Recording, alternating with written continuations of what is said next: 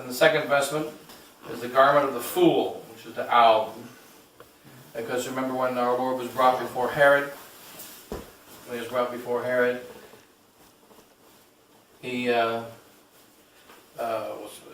Herod couldn't condemn him. He had no power. So he mocked him. He mocked him because our Lord would not speak to Herod. So Herod mocked him, called him a fool, and gave him a white garment. This loose white garment, which is a sign of an imbecile that he had sane. So they gave him the garment of a fool, threw it over him, and then sent him back to Pilate. And so that Christ is a fool. St. Paul says, "You're a fool, but I am more a fool for Christ." The foolishness of the crucifixion, the foolishness of the life of the priesthood.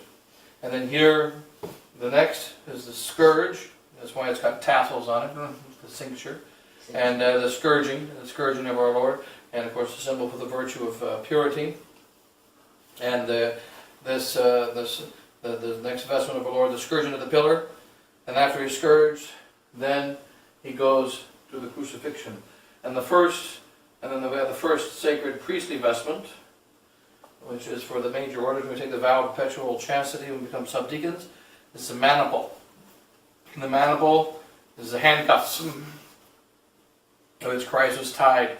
When you become a religious, you become a priest, you enter and you're tied to the church, and you're tied to your duty of state, and you're pulled away from the world, and you're no longer of the world.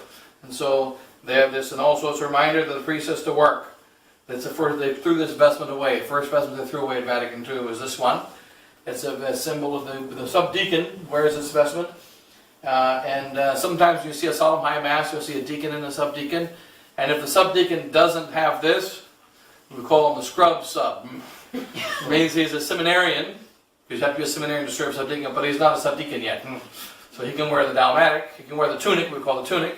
He can sing the epistle, but he cannot wear this vestment. Only a real subdeacon in major orders can wear this vestment, the other vestment. So if you see a solemn high mass and you see the subdeacon, you see the deacon on the right side, subdeacon on the left side. If he doesn't have this, it means he's a fake. We call him the scrub sub, right? So the subdeacon, his job during the mass is to clean. Also, when the priest is sweating from the work, they take this and wipe away the sweat. So it's the manipulum flatus of Dolores, the maniple of weeping and sorrow. And it's also a symbol of the reward, because it says they will go sowing, weeping.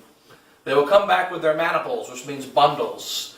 Maniple means a bundle. It's also like when you wrap it around your arm. Also, it can be kind of a bundle. But a bundle, you hold a bundle of wheat.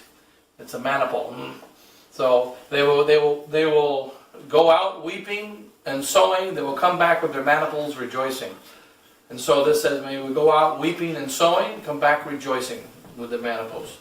And so that the priest has to work. And then the next vestment is the stole, which is the cross. Christ carried on his shoulders, going up to Calvary. And it's the main priestly vestment that we wear most of the time. When we don't wear any other vestment, we have the stole. The stole, because every blessing that comes to a Catholic comes from the cross. And so whenever we carry a blessing, we carry the cross. So this is the cross being carried. Normally the stole is worn straight like this. But during Mass, we're not just carrying the cross, but being crucified.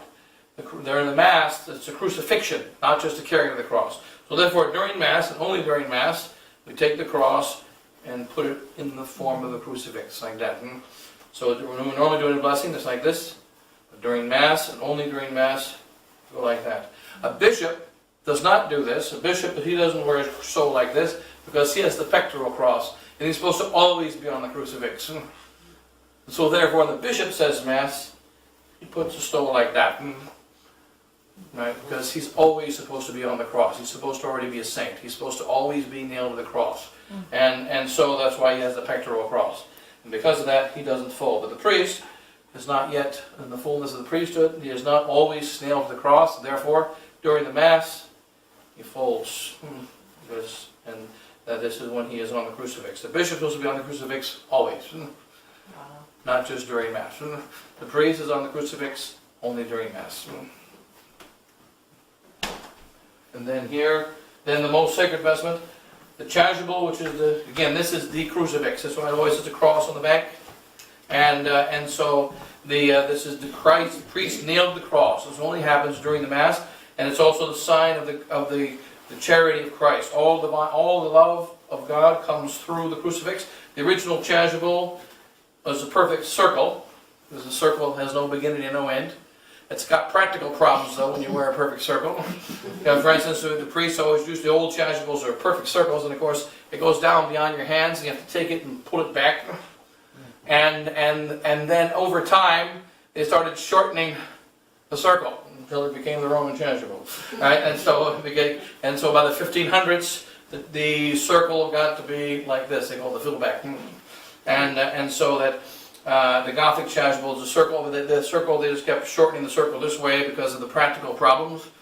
And so if you have because if you only go a short circle, then it doesn't go down very far. If it goes down far enough, then the circle is all the way back, and then they have to fold it over. And then so that but then it's a symbol of the crucifixion. Christ nailed to the cross. And then also we say that the vestments of Christ, because He's God, Christ's vestments are bloody, because He had to prove that He's man. Whereas the priest is clearly a man. He's an average man who has been given a sacred function. Therefore, he doesn't have to prove that he's a man. You can tell by, his eating habits, cursing habits, other habits, that he is a man. Right? But, therefore, he has to prove his divine connection. And therefore, he has the sacred vestments to prove this, that he is another Christ, and he is a human, which is obvious, but he is also divine.